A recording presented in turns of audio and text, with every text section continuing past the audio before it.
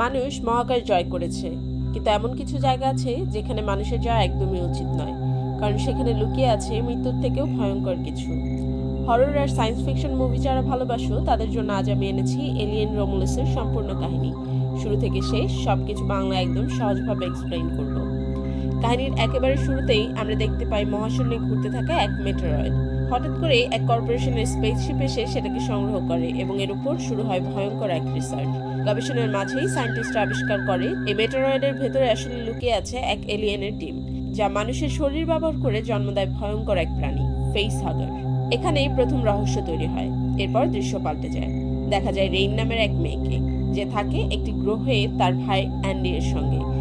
Andy কোনো মানুষ নয়, বরং সে একটি অ্যান্ড্রয়েড রোবট, যাকে রেইনের বাবা তৈরি করেছিল রেইনের খেয়াল রাখার জন্য।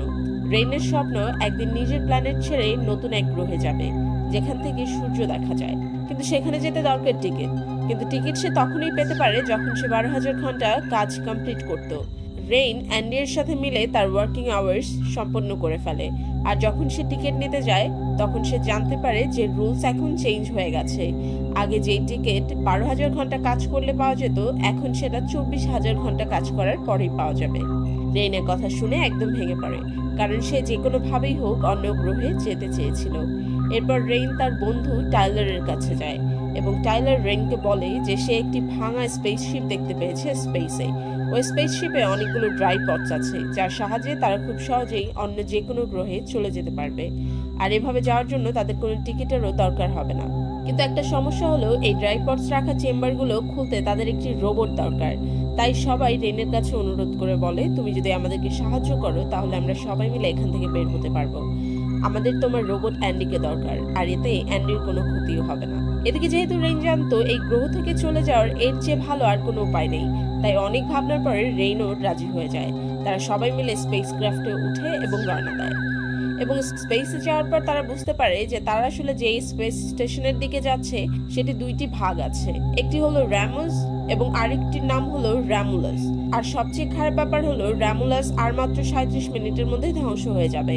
এটা শুনে সবাই ভয় পেয়ে যায়, কিন্তু টাইলার সবাইকে সাহস দিয়ে বলে যে তারা মাত্র 30 মিনিটের মধ্যেই কাজ শেষ করে ফিরে আসবে। এরপর টাইলার, অ্যান্ডি এবং তাদের আরেক পার্টনার বেরনকে নিয়ে র্যামুলাসের ভেতরে চলে যায়। আর এই গ্রুপের বাকি 3 জন, রেইন, ন্যাভারো এবং টাইলারের বোন কে, স্পেসক্রাফটে বসে র্যামুলাসের ভেতর তাদের মুভমেন্ট মনিটর করতে থাকে। অ্যান্ডি র্যামুলাসের সিস্টেম খুলে দেয়। এরপরে তারা ভেতরে যায়, কিন্তু ভেতরে যাওয়ার পর তারা দেখে যে র্যামুলাসের একটা অংশ এমনভাবে ধ্বংস হয়ে গেছে যেন সেটা একদম গলে গেছে, আর সেখানেই একটা অর্ধেক গলে যাওয়া রোবটও পড়েছিল। যাই হোক, তাদের কাছে বেশি সময় ছিল না, তাই তারা ড্রাই পডস খুঁজতে থাকে এবং পেয়েও যায়। কিন্তু এর মধ্যে পর্যাপ্ত পরিমাণ ফুয়েল ছিল না। এই কারণে তারা স্পেস স্টেশনের মধ্যে ফুয়েল খুঁজতে থাকে।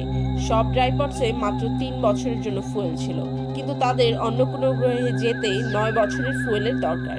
ফুয়েল খুঁজতে খুঁজতে তারা এমন একটি চেম্বারে চলে আসে যেখানে এলিয়েনদের ডিমগুলোকে ফ্রিজ করে রাখা হয়েছিল। এই এলিয়েনগুলো মানুষের মুখের সাথে লেগে যেত এবং এর মাধ্যমে তারা বাচ্চা জন্ম দিত। এসব দেখে তারা সবাই ভীষণ রকম ভয় পেয়ে যায় এবং চেম্বার থেকে বের হওয়ার চেষ্টা করতে থাকে।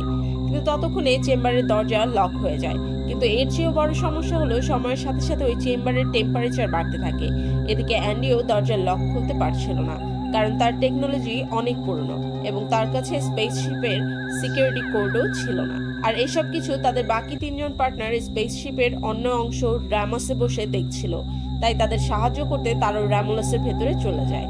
সেখানেই প্রথম তাদের দেখা হয় অর্ধেক গলা সেই রোবটটির সাথে। তখন রেইনের মাথায় আইডিয়া আসে, যেহেতু এই রোবটটি এই স্পেস স্টেশনের, তাই এর কাছে সিকিউরিটি কোড থাকলেও থাকতে পারে। তাই এর চিপটি যদি খুলে অ্যান্ডি এর ভেতরে ঢোকানো যায়, তাহলে অ্যান্ডি হয়তো পুরো স্পেসশিপটি কন্ট্রোল করতে পারবে। তখন রেইন ওই রোবট থেকে চিপটি খুলে অ্যান্ডিদের চেম্বারের কাছে যায়, যেখানে ওই 3 জন আটকা ছিল। চেম্বারের দরজার ফাঁক দিয়ে চিপটি অ্যান্ডির কাছে দেয়। অ্যান্ডি এই চিপ লাগিয়ে নেয় এবং রিবুট হতে থাকে। যতক্ষণ অ্যান্ডি এর সিস্টেম আপডেট হচ্ছিল, এর মধ্যেই ওই চেম্বারের টেম্পারেচার এতটাই বেড়ে যায় যে ওই এলিয়েনগুলো নর্মাল হয়ে যায়, যেগুলোকে আগে থেকে বরফ করে রাখা হয়েছিল। বরফ গলার সাথে সাথেই এলিয়েনগুলো মুক্ত হয়ে যায়। এদিকে সিস্টেম আপডেট হওয়ার পরেই অ্যান্ডি চেম্বারের লক খুলে ফেলে এবং তারা সবাই বাইরে বের হয়ে যায়। কিন্তু বের হয়ে দরজা আটকানোর আগেই একটা ফেসহাগার্স এলিয়েন নাভারের উপর অ্যাটাক করে এবং পুরোপুরি তার মুখে আটকে যায়। তখন এলিয়েনটিকে তার মুখ থেকে সরানোর জন্য রেইন একটি বুদ্ধি বের করে। সে একটি ফ্রিজিং গান দিয়ে ওই এলিয়েনটির লেজে বরফ জমিয়ে দেয়। এতে অবশেষে তার মুখ থেকে এলিয়েনটিকে বের করতে তারা সফল হয়। কিন্তু তারা বুঝতেই পারেনি যে এলিয়েনটি মেয়েটির মুখে কিছু একটা ইনজেক্ট করে দিয়েছিল। এর মধ্যেই স্পেসশিপের দ্বিতীয় অংশের মাঝখানের চেম্বারটি বন্ধ হয়ে যায়। এতে তারা দুইটা টিম হয়ে যায়। একটিতে থাকে টাইলার, অ্যান্ডি এবং রেইন, আর অন্যটিতে থাকে বাকি সবাই। এদিকে রেইন খেয়াল করে নতুন চিপ ঢোকানোর পর থেকে অ্যান্ডি অনেক বেশি অ্যাডভান্স হয়ে গেছে এবং আগের চেয়ে আরো ভালোভাবে কমিউনিকেট করতে পারছে। এদিকে নাভারো, যার উপর এলিয়েন অ্যাটাক করেছিল, তার পেটে ব্যথা করতে থাকে। তাই সে একটি এক্স-রে ডিভাইস ব্যবহার করে তার পেটের ভেতর দেখার জন্য। পরে সে জানতে পারে যে তার পেটের ভেতর একটা এলিয়েন আছে, যেটা তার পেট চিরে বের হয়ে আসে এবং সে তখনই মারা যায়। নাভারো এর যন্ত্রণাদায়ক মৃত্যুর সময় তার পা গিয়ে লাগে একটি লিভারে। ফলে তাদের স্পেসশিপ আউট অফ কন্ট্রোল হয়ে আছড়ে পড়ে রোমুলাসের একটি অংশে। টাইলার তাদের সাথে যোগাযোগ করার চেষ্টা করে যাচ্ছিল, কিন্তু অপর প্রান্ত থেকে কোনো সাড়া না আসায় তারা বুঝতে পারে হয়তো কোনো বিপদের মধ্যে রয়েছে। তারা তাদের বাঁচানোর উদ্দেশ্যে বের হতে চায়, কিন্তু সামনে ওই ফেসহাগার্স গুলো ঘুরছিল। অ্যান্ডি তখন জানায় এরা চোখে দেখতে পায় না, কিন্তু মানুষের শরীরের উত্তাপ এবং যে কোনো ধরনের সাউন্ড অনুভব করতে পারে। তাই তারা যদি এখান থেকে বের হতে চায় তাহলে তাদের কোনো প্রকার এক্সাইটমেন্ট দেখানো যাবে না, কারণ এক্সাইটেড হলে তাদের হার্টবিট বাড়ার সাথে সাথে তাদের শরীরের উত্তাপও বাড়বে। তখন রেইন তাদের শরীরের সাথে রুম টেম্পারেচার একই করে দেয়, যাতে ফেসহাগার্স গুলো তাদের মুভমেন্ট বুঝতে না পারে। অন্যদিকে দেখা যায় কেউ ওই জায়গা থেকে বের হওয়ার জন্য অনেক চেষ্টা করছিল। এর মধ্যে বেয়নের কাছে যে ফ্রিজিং গানটা ছিল সেটা দিয়ে সে ফেসহাগার্সের উপর অ্যাটাক করে, কিন্তু ক্রিয়েচারটা তাকে একটি লেজ দিয়ে আঘাত করে এবং ওই ফেসহাগারের শরীর থেকে বের হওয়া অ্যাসিডিক রক্ত পড়তে থাকে তার উপর। ফলে বেয়র্ন শিকার হয় এক মর্মান্তিক মৃত্যুর। এরপর কেই টেইলরের সাথে কন্ট্যাক্ট করে তাকে সব জানায়, কিন্তু তারা তো এদিকে আসতে পারে না। কের কথা শুনে টেইলর অনেক উত্তেজিত হয়ে যায়, ফলে তার শরীরের টেম্পারেচার বাড়তে থাকে। আর তখনই ফেসহাগার্স গুলো তাদের উপর হামলা করে, কিন্তু অল্পের জন্য তারা কোনো রকমে বেঁচে যায়। এর মধ্যে তারা খেয়াল করে অ্যান্ডি এর চিপ চেঞ্জ করার ফলে সে একেবারে অন্যরকম ব্যবহার করছে। সে নিজের মতো করে সার্ভাইভ করছে এবং তার লক্ষ্য এখন তাদের দুইজনকে নতুন গ্রহে নিরাপদে পৌঁছে দেওয়া। তখনই তারা দরজার ওপারে কেককে দেখতে পায়। অ্যান্ডি দরজা খুলতে যাচ্ছিল, ঠিক তখনই সে দরজার ওপারে ফেসহাগার্সদের দেখতে পায়। আর এলিয়েন এতটাই চালাক যে সে অ্যান্ডিদের দরজা খোলার অপেক্ষাতেই ছিল, যাতে একসাথে সবাইকে মেরে ফেলতে পারে। কিন্তু অ্যান্ডি দরজা না খোলায় এলিয়েনটি কেকে তুলে নিয়ে যায়। অ্যান্ডি দরজা না খোলায় রেইন অ্যান্ডিকে একটি জোরে থাপ্পড় দেয়। তারপর সেখান থেকে বের হয়ে তারা একটি হাইলি সিকিউরড ল্যাবে গিয়ে পৌঁছায়। চারপাশ দেখে বোঝা যাচ্ছিল এখানে একটি বায়ো ওয়েপন বানানো হচ্ছিল।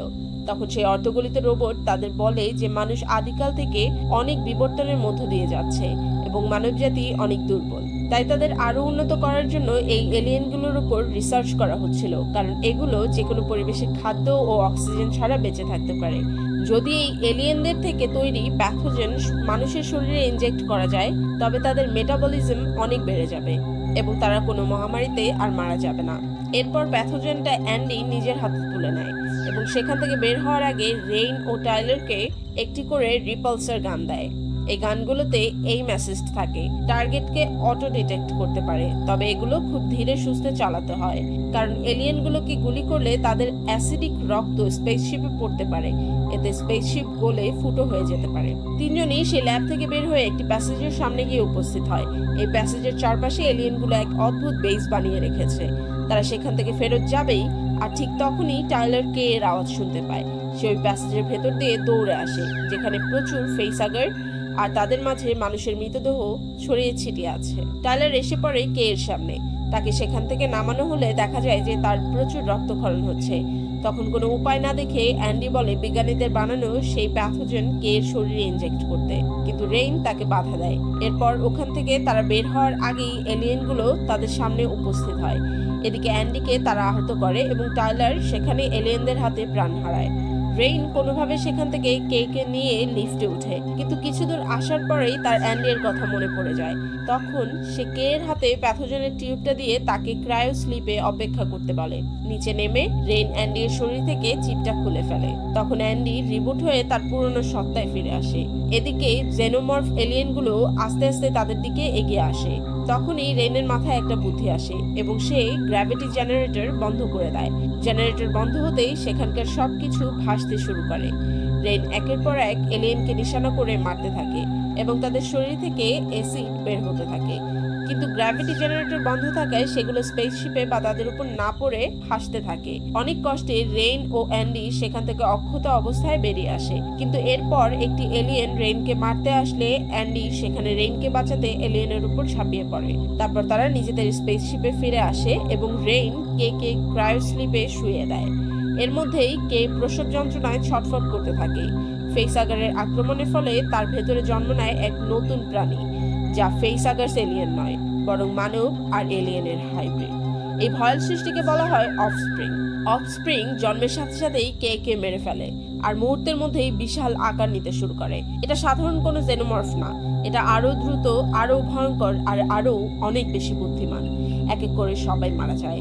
অ্যান্ডিও আঘাত পেয়ে প্রায় নিস্তেজ হয়ে পড়ে। রেইন তখন বুঝতে পারে বাঁচতে হলে তাকে একাই লড়তে হবে। অবশেষে অফস্প্রিং এর সাথে তার একটি প্রাণঘাতী যুদ্ধ হয়। রেইন তার বুদ্ধি খাটিয়ে ক্রিয়েচারটাকে স্পেস স্টেশনের এয়ারলকে নিয়ে আসে। ভয়াল লড়াই শেষে রেইন এয়ারলক খুলে দেয় আর অফস্প্রিং ছিটকে পড়ে যায় বাইরে, সরাসরি LV-410 গ্রহের বিশাল রিংসে গিয়ে ধ্বংস হয়ে যায়। সবাইকে হারিয়ে শেষ পর্যন্ত শুধু রেইন আর অ্যান্ডি বেঁচে থাকে। অ্যান্ডির সিস্টেম ভেঙে পড়লেও রেইন তাকে আবারও স্থিতিশীল করে। তারপর দুজনেই ক্রায়োসিস পডে ঢুকে পড়ে। তাদের গন্তব্য এখন ইয়াভাগা নামের নতুন গ্রহ, যেখানে হয়তো তারা নতুন করে জীবন শুরু করতে পারবে। এভাবেই শেষ হয় এলিয়েন রোমুলাসের এক ভয়াল আতঙ্ক, ত্যাগ আর টিকে থাকার গল্প।